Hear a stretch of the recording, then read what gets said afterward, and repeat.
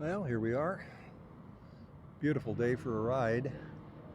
We're going to be taking the little road here that one of my favorite rides. It's called Park Link. It joins a major highway to another state highway. Plenty of climbs. It's a gradual, I shouldn't say plenty of climbs, it's a gradual climb all the way out. It's running between 3 and 4% grades, and sometimes a little bit more than that. So be going out and then back.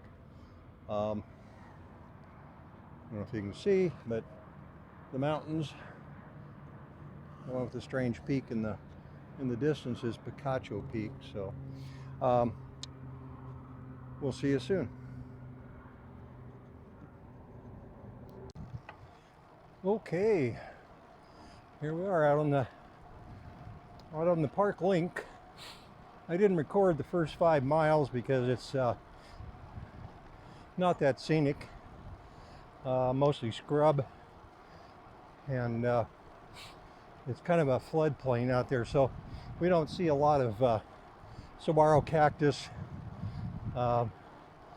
ironwood trees, and a lot of the other cactus.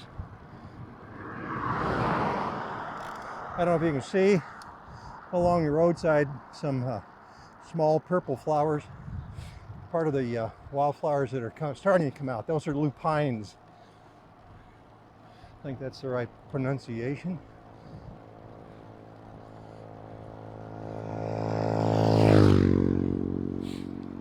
This is a Saturday. A little bit more traffic on the weekends out here. Saw a couple bike riders already, but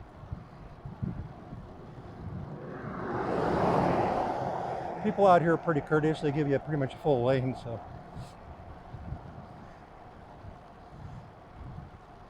but anyway, this is close to where I live. This is in Arizona. This is one of 4 deserts in Arizona.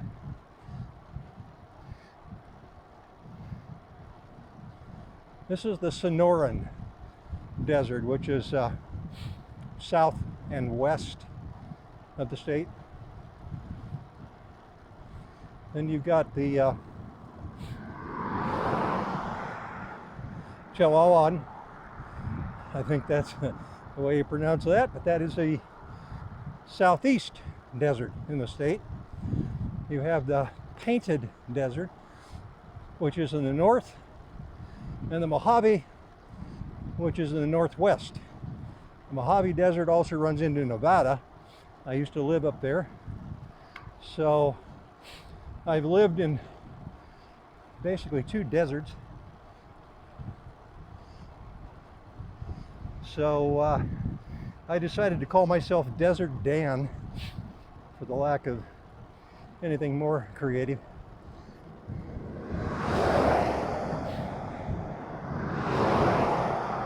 The light-colored, prickly, not really trees, but taller plants are cholas. Don't want to walk near them because they have a tendency of gathering up their burrs, which are about the size of a ping pong ball. And they are hard to get out of your clothing, skin.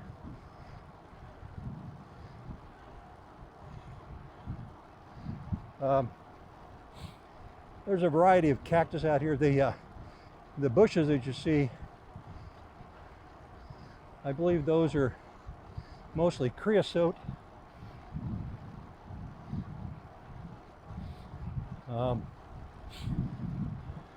In another week or 2, we will have pretty much carpet of wildflowers out here. We had a lot of rain in December, January, which is unusual. December we had over 4 inches of rain where I live. That's a year's worth. January, more rain.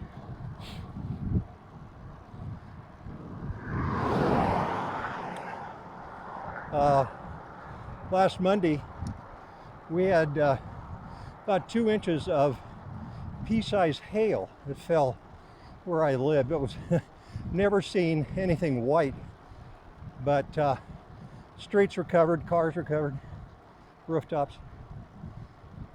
Melted real quick. There's another cactus, those paddles.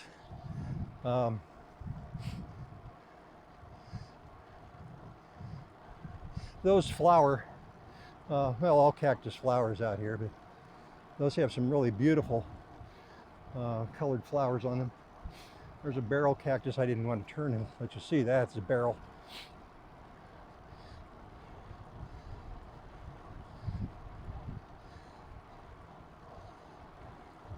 One thing you learn out here is that everything out here, when you're out in the boonies,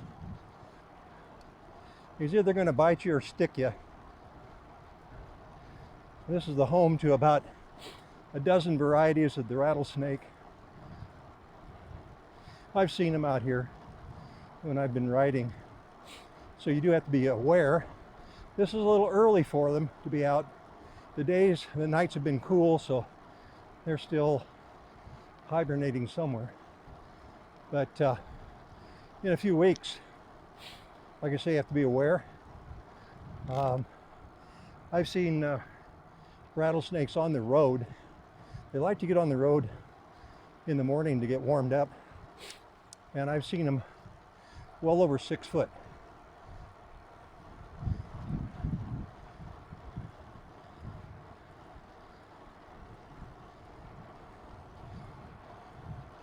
So as I mentioned, this is a long drag uphill. This land is tipped from where I started. It's, as I'm riding to the east and southeast, it's gradually tipped upward.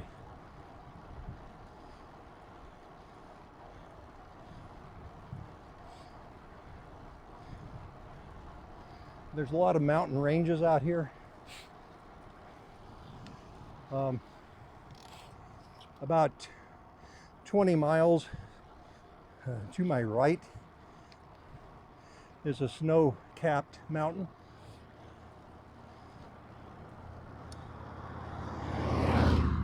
That's Mount Lemon.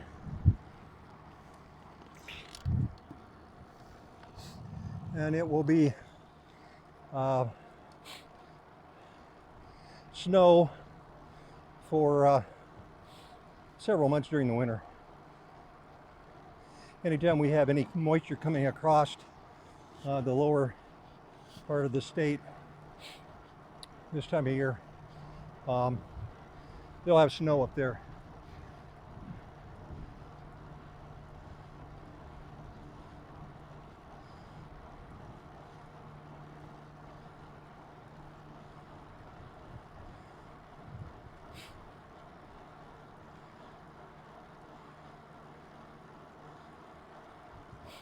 Now we're into about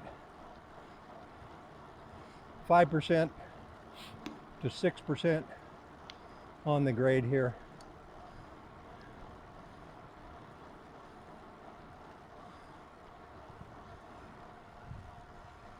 That's a wash. In Arizona, they have what you would call a wash. That's the flood water comes down through those like a river. Like I say, with this grade out here, the water will really roll through. So there are signs out here that tell you, do not drive through water. And every year, several people are unfortunate enough, they don't believe the signs, and they will drive through. Here's another one. And look up that. That will come through there 3 and 4 foot high with a high velocity. And if you drive into it, you'll be washed away along with the water, and people drown in their cars. And there's a number of them on this little ride. Here's another one. Smaller, but still one that you would not want to go through. And another.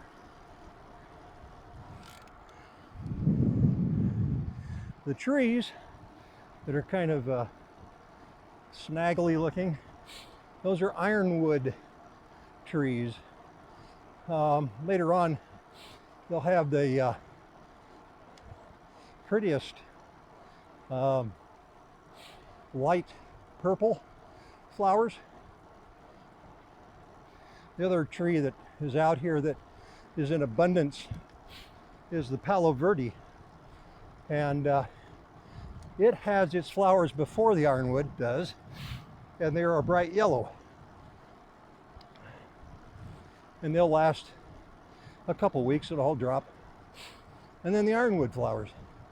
Everything is in competition for the bees,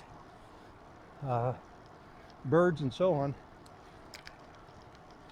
And now we have a gravel patch up here. This part of the road got damaged this winter, again with that water that rushed through. It'll lift up asphalt.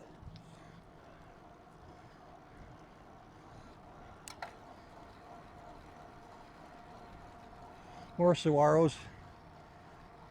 Saguaro is a interesting cactus. It starts from seed.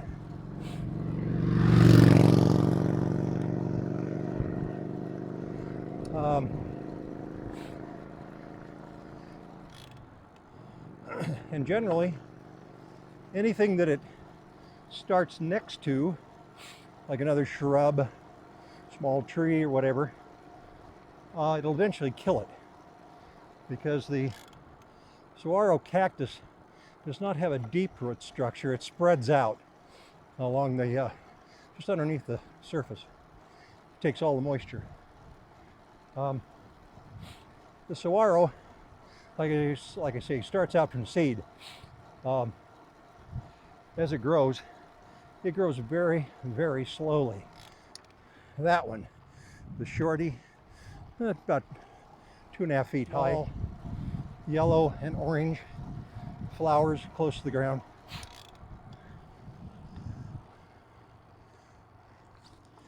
Time for a drink.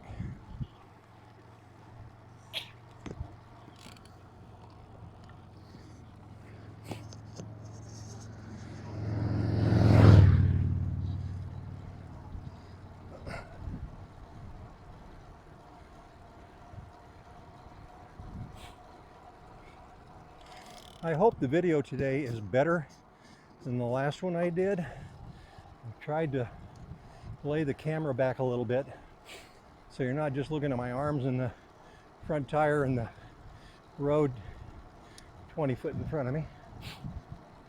So we'll see.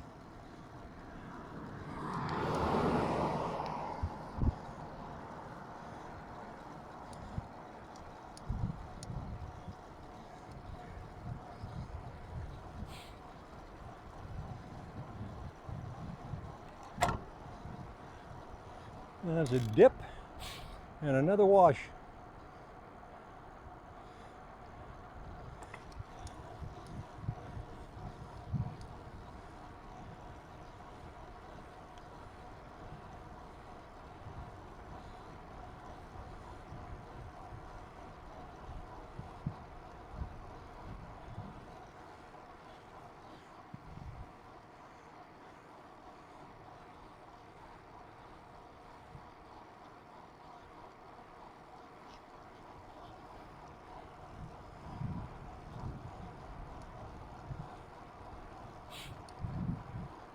We got a little bit of a headwind today along with the grade, so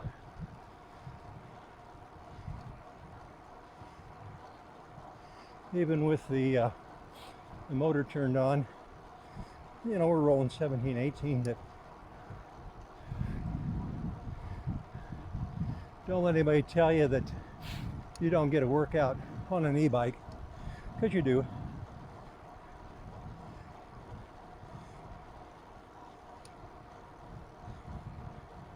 I think I mentioned on my last video, well, my first video, that I'm 76 years old. I've been riding seriously for 35 years. Not miles, Dan, years. 35 years ago, I discovered this type of riding. I rode all kinds of bikes before that, but nothing, you know, you'd be out in jeans and sweatshirt, no helmet, but, you know, basically neighborhood riding. Never went on a road.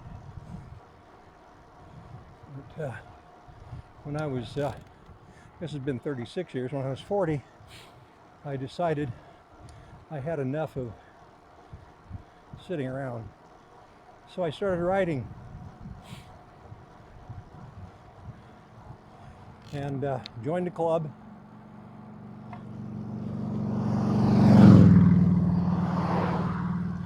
And the club was a club that liked to race.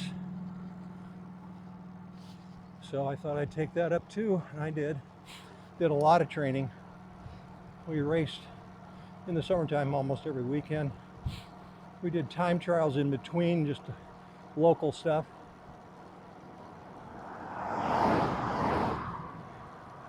And in 1 year I dropped 40 pounds. Not sure, I was a lot younger. And I probably stopped eating a lot of junk, but I could eat pretty much anything I wanted. And I just kept dropping weight. I've got pictures of me back then in a race. And I kind of look like a scarecrow. Almost kind of scary. But it's a way to keep fit. Obviously, it's a good cardiac exercise. It's easy on the joints. I did do some jogging before I started riding, and I got so bored hearing my feet slap on the pavement. And of course, you know, you go out and run a couple miles, you really didn't go anywhere. And the bicycle adds that mechanical element.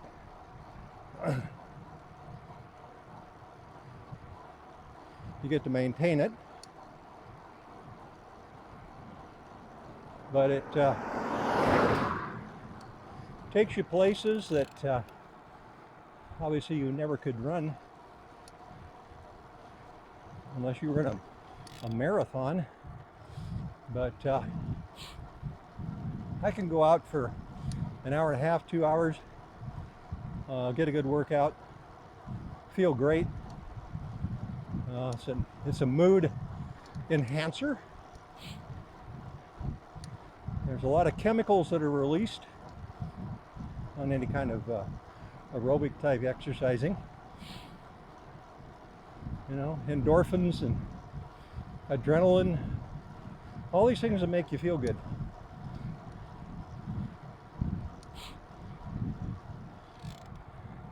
So like I say, I'm 76. I have one prescription med that I take, and it's an allergy pill.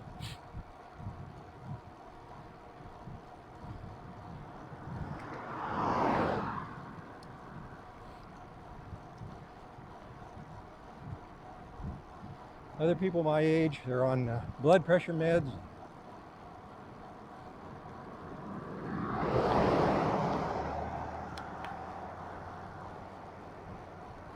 And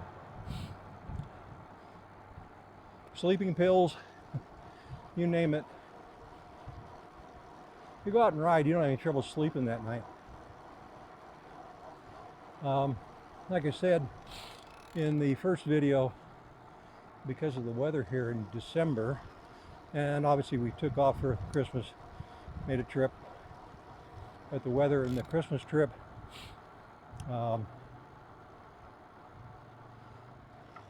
in January, pretty much the same thing.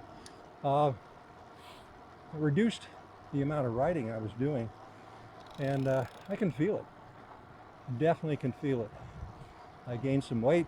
I don't like that, so I'm going to start cutting back on some of the things I eat. And as the weather improves, obviously I'll be out here several times a week.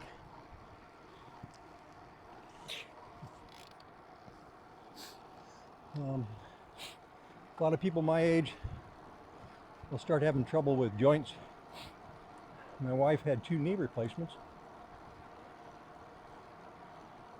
but my knees never bother me. And went to a chiropractor many years ago because I had strained a knee when I was working on my motorhome that I sold later on. So I went to a chiropractor, my wife insisted, and he did a little work on my knee and did some x-rays. And this was, shouldn't say recently, this was probably 10 years ago or so. He says, I'm impressed. He says, you have the knees of a 16-year-old. He says, what do you do? I says, I cycle. He says, that's what I kind of thought. He said, I'll never forget it. He says, for your joints, motion is lotion. And I believe him.